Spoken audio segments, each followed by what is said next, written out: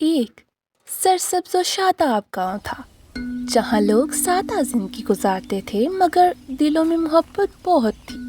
ہر سال سردیوں کے اختتام پر اس گاؤں میں ایک بڑا میلہ لگتا تھا۔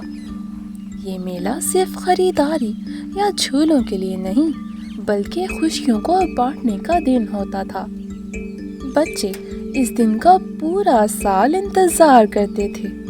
اس سال بھی میلہ پہلے سے بھی زیادہ خوبصورت تھا۔ رنگ برنگے جھنڈیاں ہوا میں لہرا رہی تھیں، مٹھائیوں اور پکوڑوں کی خوشبو دور دور تک پھیل رہی تھی۔ بڑے لوگ باتیں کر رہے تھے، جبکہ بچے جھولوں کی طرف دوڑ رہے تھے۔ اس گاؤں میں 4 گہرے دوست رہتے تھے: علی، حسن، عائشہ اور زینب۔ چاروں بچپن سے ساتھ تھے۔ اگر ایک خوش ہوتا تو باقی بھی خوش ہوتے، اور اگر ایک پریشان ہوتا تو باقی 3 اس کا سہارا بنتے۔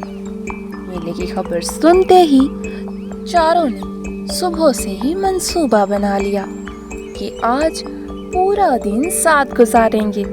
جیسے ہی شام ہوئی وہ سب میلے کی طرف روانہ ہو گئے۔ چاروں نے کہا تھا کہ آج پورا دن ساتھ ہی گزاریں گے۔ پہلے انہوں نے بڑے جھولے لیے جو آسمان تک جاتے محسوس ہوتے تھے۔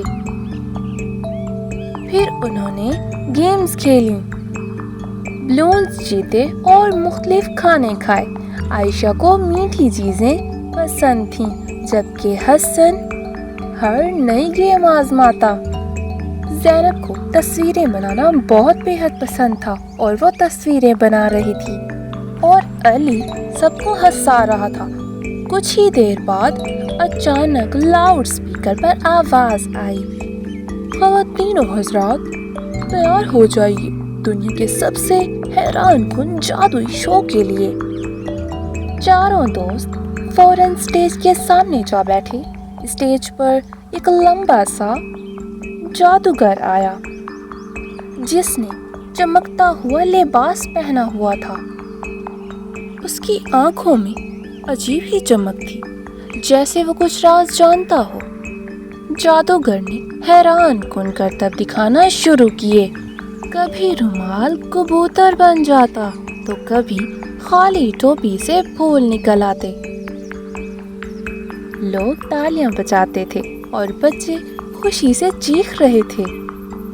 پھر جادوگر اچانک رک گیا اور وہ بولا: اب میں ایک ایسا جادو دکھاؤں گا جو آپ نے پہلے کبھی نہیں دیکھا ہوگا، مگر اس کے لیے مجھے ایک بہادر بچے کی ضرورت ہے۔ اس کی نظر مجموعے میں گھومی ہوئی تھی۔ پھر اچانک اس کی نظر علی پر آ کر رکی۔ بیٹا، تم آؤ گے۔ علی تھوڑا گھبرایا، مگر دوستوں نے حوصلہ دیا۔ وہ مسکراتے ہوئے اسٹیج پر چلا گیا۔ جادوگر نے ایک بڑا سا ڈبہ نکالا۔ اس نے علی کو اندر کھڑا کیا اور وہ جادوئی الفاظ پڑھنے لگا۔ اسٹیج پر دھواں پھیل گیا، روشنی تیز ہو گئی اور سب کی نظریں ڈبے پر جمع ہو گئیں۔ چند ہی لمحوں بعد جب دھواں ختم ہوا تو ڈبہ خالی تھا اور علی غائب ہو چکا تھا۔ لوگوں نے پہل سمجھا کہ یہ شو کا حصہ ہے، مگر جب وقت گزرتا گیا اور علی واپس نہ آیا تو عائشہ، حسن اور زینب تینوں کے چہروں پر خوف آ گیا۔ انہوں نے ادھر ادھر دیکھا، مگر جادوگر بھی غائب تھا۔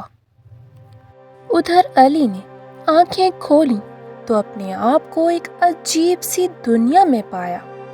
آسمان نیلا نہیں بلکہ جامنی تھا۔ درخت روشنی چھوڑ رہے تھے اور زمین چمک رہی تھی۔ ہر چیز خواب جیسی لگ رہی تھی۔ پھر اچانک جادوگر اس کے سامنے ظاہر ہوا۔ یہ میری جادوگری کی دنیا ہے، اس نے کہا۔ پھر علی نے گھبرا کر پوچھا: میں یہاں کیوں ہوں؟ مجھے اپنے دوستوں کے پاس جانا ہے، پلیز مجھے اپنے دوستوں کے پاس لے جاؤ۔ اور جادوگر نے مسکرا کر جواب دیا، میں نے تمہیں اس لیے چنا کیونکہ تمہارے دل میں سچی دوستی ہے۔ یہاں وہی آ سکتا ہے جس کا دل صاف ہو۔ علی نے اداس ہو کر کہا، میرے دوست میرے بغیر پریشان ہوں گے۔ جادوگر نے آسمان کی طرف اشارہ کیا، اگر تمہاری دوستی سچی ہے تو وہ تمہیں واپس لے آئیں گے۔ اصل جادو یہی ہے۔ ادھر میلے میں تینوں ہی دوست علی کو ڈھونڈتے رہے۔ انہوں نے ہر جگہ دیکھا، لوگوں سے پوچھا، مگر کوئی جواب نہ ملا۔ وقت گزرنے لگا اور میلہ ختم ہونے لگا، مگر وہ ہار ماننے کو تیار ہی نہیں تھے۔ آخر کار وہ دوبارہ اسی اسٹیج پر پہنچے جہاں علی غائب ہوا تھا۔ تینوں نے ایک دوسرے کا ہاتھ پکڑا اور ایک ساتھ کہا، ہم اپنے دوست کو واپس چاہتے ہیں، ہم اسے اکیلا نہیں چھوڑیں گے۔